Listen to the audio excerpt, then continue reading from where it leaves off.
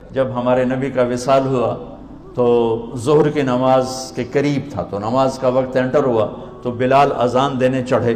جب اشہد ان محمد کہا تو ہچکی بند گئی اور آواز بند ہو گئی، اور کافی دیر تڑپتے رہے۔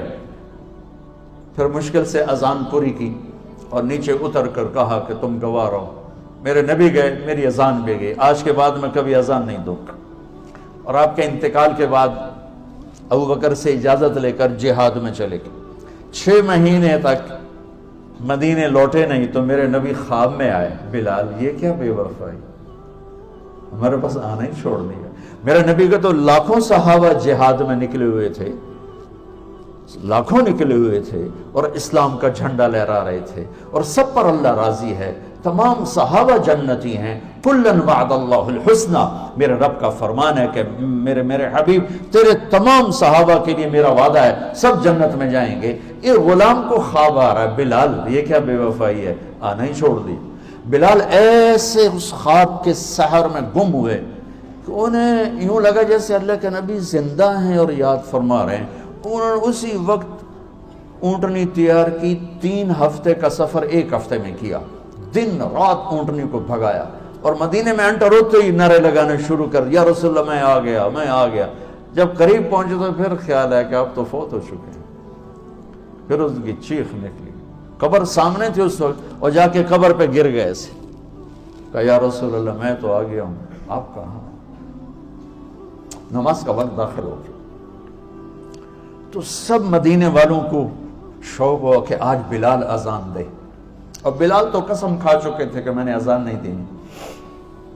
تو سارے صحابہ گئے حسنین کے پاس، حسن حسین میرے نبی کی آنکھوں کی ٹھنڈک، کہا بچو آج صرف آپ ہمارا کام کروا سکتے اور کوئی نہیں کروا سکتے۔ انہوں نے بچوں نے کہا کیا؟ ایک 7 سال کے تھے، ایک 6 سال کے تھے۔ کہا آج بلال سے کہو اذان دے، اور کسی کی نہیں مانیں گے، ابوبکر بھی کہیں گے تو نہیں مانیں گے۔ تو یہ دونوں بچے آئے، حسن 7 سال کے تھے، حسین 6 سال کے تھے۔ کہنے لگے چچا ایک درخواست، تو ان کو ایسے گلے لگایا کہ تم تو میری آنکھوں کی، میرے نبی کی آنکھوں کی ٹھنڈک ہو، کیا درخواست نہ کہو، حکم کرو۔ کہا آج اذان تو دیتے۔ تو وہ چھلک پڑے، کہنے لگے بچوں میں نے قسم کھائی تھی کہ میں اذان آئندہ نہیں دوں گا، لیکن تمہاری خاطر میں قسم توڑتا ہوں۔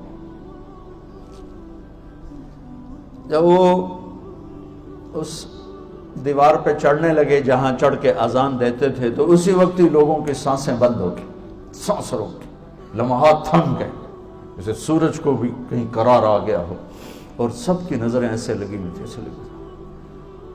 ایک انصاری عورت کا گھر تھا مسجد کے ساتھ، اس کی چھت پہ چڑھ کے اذان دیتے، بس انہوں نے اتنا ہی کہا اللہ اکبر،